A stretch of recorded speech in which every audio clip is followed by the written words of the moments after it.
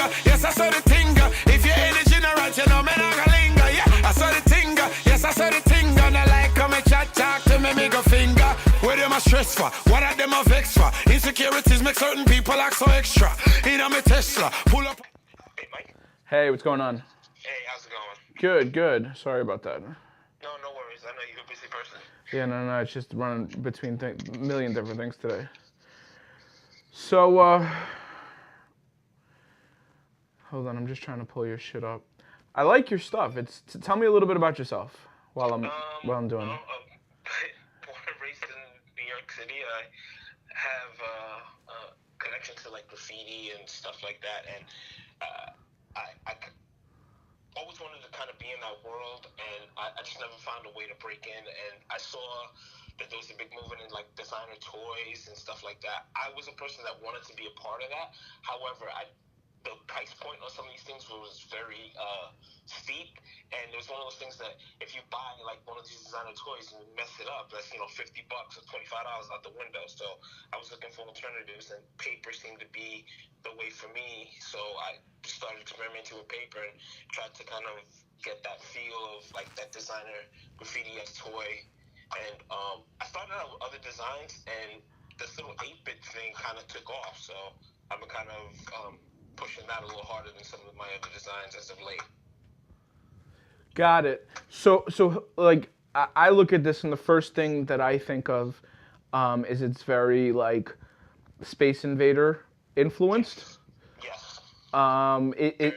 Was that one of like your like somebody that you liked that looked to kind of shit like?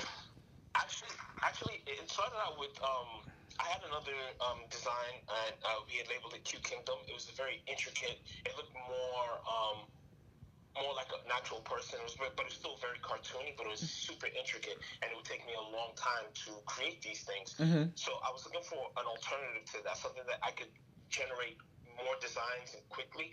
And that 8-bit thing kind of just popped up at me. I mean, I'm a kid of the '80s, so Nintendo was a big part of my life. Mario, all these kind of games. So like, I saw that as an inspiration. Like, all right, that's a quick way to design something, and it kind of made it interesting to me to kind of lock myself into this kind of format. So I have to create something that people can instantly look at it and know what it is, but I can't use as much detail as I would like. So it became kind of a puzzle thing for me. So, right. And it's fun. It's fun to kind of figure out, does this look like so-and-so, or am I just imagining this? How long have you been doing this? This particular kind of design, maybe a little bit over a year and change.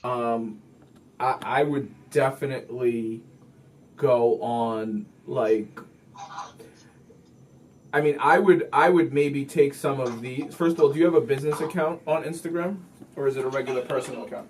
So first things first, I would change your shit to a business account, because you get certain analytics and you have the ability to then target, and I would target those that like Space Invader, and I think very, very quickly you will see an uptick. I would also, build a very simple website where you can sell your shit, and you can do that with like Square or any of those services, and then I would link that in your Instagram as your link. A lot of small things, like you're 97% of the way there. How did Comic-Con treat you? I have yet to get into the New York City Comic-Con. Okay. So the very first convention I did was actually in New Jersey. It was New Jersey Comic Expo. And this is some trial and error. I classified myself as an artist, so I bought an artist alley table, which in hindsight was probably not the best move, because I'm a comic book fan, and I know what comic book fans look for. And I was not that. When you go to Comic Book Con and you go to Artist Alley, you go in there specifically for somebody that you love. If you discover somebody else along the way, that's great. But you're like, I want, so-and-so's autograph, or this is my favorite comic book, I want to meet the creator. So being an Artist Alley didn't yield a lot of return on our investment. People would come up to the table, everybody would pick it up and be like, oh, wow, cool, and put it back down and move on to the next person that they actually wanted to see. Hang on. You had people stopping, checking your shit out, liking it, and then just moving on. Yes, that was. Then the what did you do?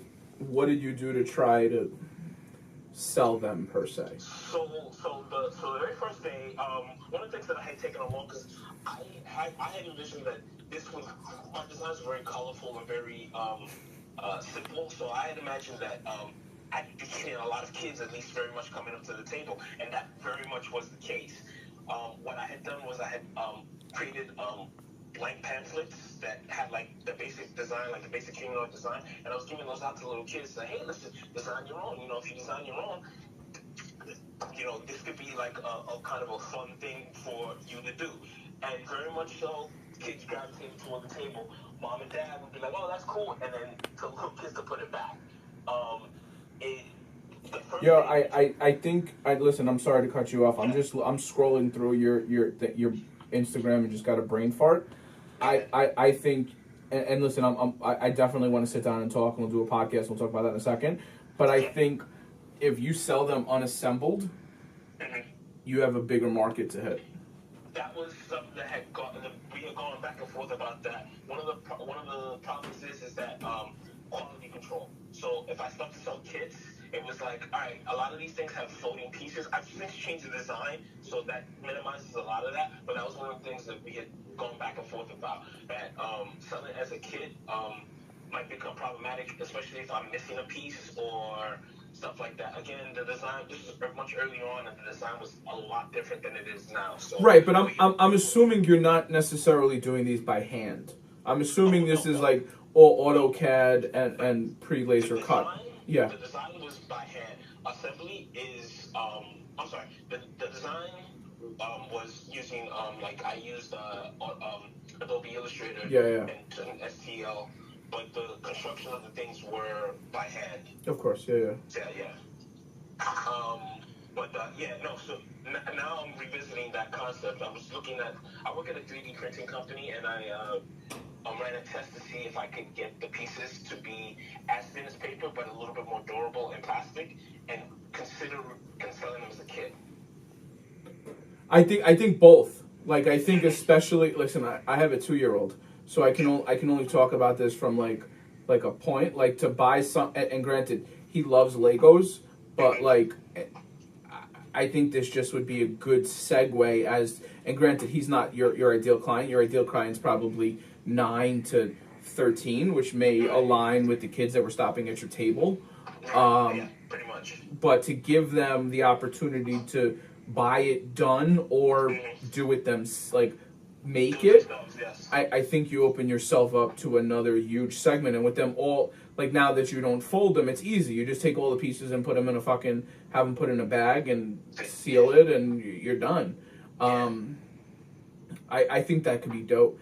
So just talking about the podcast real quick. So I'm starting a podcast called Made in New York, where we talk to different people who make things in New York. It can be a product, it can be art, it can be music, it can be charity, it could be a movement, whatever it is. The essence of it is it's done in New York, because I believe that there's a huge underlying driving factor in this city that we don't necessarily see, that I believe after I've interviewed 100 people, we'll start seeing like significant ties to, the culture and drive of New York is part of the reason that you see a lot of the success that you do here. So I'm just really trying to talk to everybody, because, at the end of the day, like, I look at someone like you that may have like under 300 followers, and to me that shit doesn't matter. I just think if it's cool and like I perceive it as cool, and maybe this is just in my own fucking head, and that's okay, but that ultimately I am going to become like a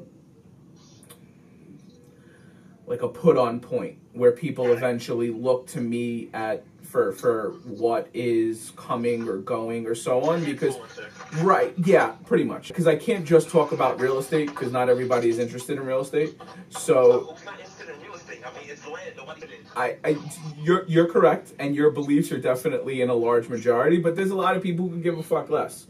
So like in part of what I've realized in switching my shit up is I like I'm a New Yorker. I've been born here my whole life. My parents still live in the same house I grew up in. Like so I just want to kind of tell the story of New York like me, and you know so far it's you know been very successful. Like I have my videographer in the room here with me recording as we speak, and like everything we do is like we're full-fledged hard body on social because it's just where everybody's playing. Right. So, but yeah, so I'd be very interested in being a part of that. yeah. So the best thing to do is just text me. I'm gonna save your number now, and let's set up a time over the next couple of weeks, and then I mean this is the podcast stuff. It fits in a bag, so it's like it can be anywhere. So if you have a place like that maybe you work or that you want to share, like, and I don't mean work isn't like your job. I mean work isn't like work on this, or whatever works for you. Like we're very flexible. I drive, so as long as it's not in bumblefuck. No. I'm in the Brooklyn, Queens area, so it would be very easy to get to. Yeah. So I'll text you and then we'll set up a time and we'll definitely do this. And I love this shit. Like I really do. All right, that sounds very good. I look forward to doing big things with you. Sounds good. So I'll text you in a little bit and we'll set that up. All right, cool. All right, bye-bye. Bye. This stuff is cool. Like, and it's all paper. To tell the story like that, like you couldn't afford toys, so you created a fucking brand. Like, I can't wait to hear. I don't want to share too much in this segment to kill the podcast, but like, that's dope. That's the kind of shit that I want. You know what I mean? Yep. Because finding somebody with 263 followers that's doing it, that's, you know, The is beginning. exactly, you know. But this is Mike Schulte with Citi Habitats. Hey, how are you? Good. Is now still a good time to chat? Kind of, yeah. I can talk for a few minutes. What's going on? Cool. No, I just wanted to reach out and just obviously congratulate you on your deal, as you probably get a bunch of calls. I actually didn't even know about this Instagram account until recently because we just sold a building in Tribeca, so that's how I ultimately found out about it. Okay, nice. So just real quick, just about us. I mean, I run a team at Citi Habitats, and while Citi Habitats is a typically a residential firm, I'm building a unique machine that ultimately transacts across the board from commercial, building, sales, investments. We're about to hire some commercial leasing guys across Manhattan, Brooklyn, and Queens in a very millennial forward environment. I have a full-time videographer that follows me around. I'm on social, hard body. I mean, just this year we'll probably do $500,000 to $750,000 in commissions just from social-driven leads. So, you know, like anything, I like to always use social as a way to reach out and meet new people and ultimately connect with them offline. Because, you know, listen, knowing somebody through DM is really not getting deals done. It's getting to know people further and seeing that you guys click. So, Right. you know, I'm a Queens kid, born and raised. My parents still live in the same house I grew up in. So, you know, I've got a very unique perspective to the city because of that. And, you know, I've been actually very successful in a short period of time in growing my team. So I like to reach out to people like you just because you never know, you know, where your next deal is coming from. And sometimes it's a random, you saw something on Instagram and DM somebody kind of thing. So. Absolutely, and I appreciate you reaching out. We are basically developers here in Manhattan. Sorry, this background Yeah, no. here, as expected in Manhattan. Always. So it's myself and my partner, Andrew Fine. We're the principals here. We are a nimble, aggressive young firm. We focus on ground-up conversions and value-add deals. We just opened up the Mon-Fri Hotel on 30th and Park about 4 months ago. That's right down the block. We're on 28th and Park. Oh, yeah. Yeah. So I'm sure you know the property. Yeah. So that was 100,000 square foot office building that we converted to 190 keys, ground floor restaurant, rooftop bar, and a cellar bar. We're under construction on 75,000 square feet of condos in Long Island City. Obviously, we just closed on the Astoria deal, and I'm about to sign. Hold on one second.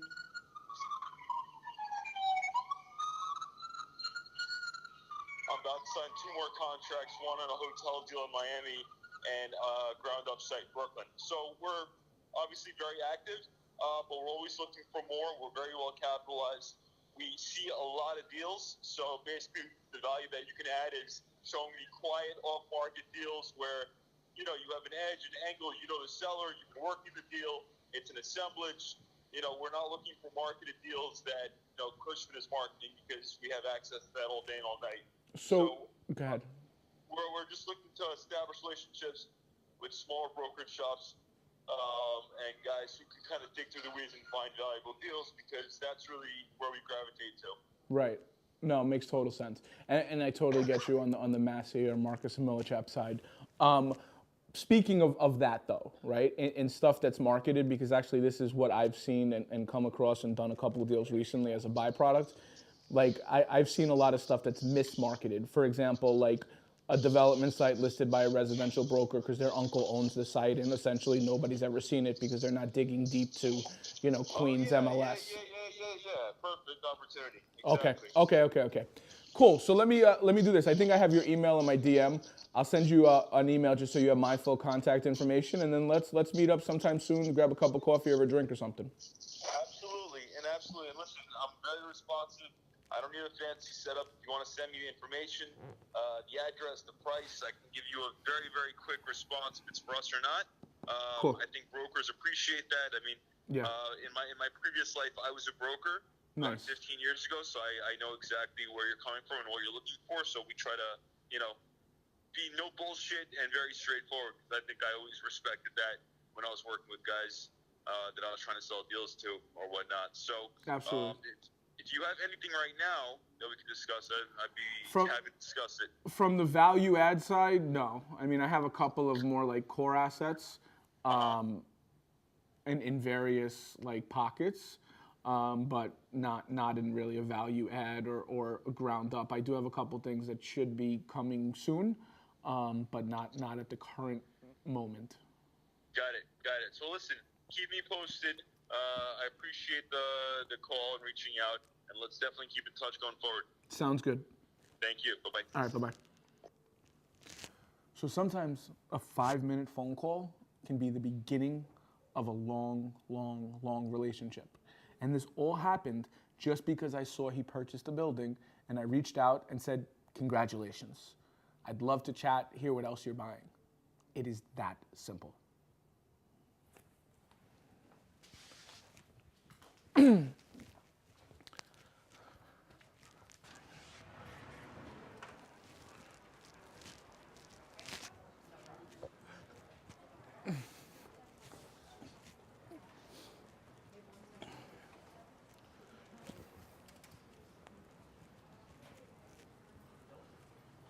Then this is clear enough to please drop off in this mail slot for the checks.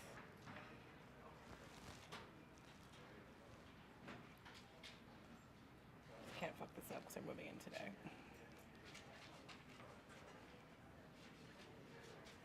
Who are you sending it with? I'm giving it to a messenger right now. Ask the messenger.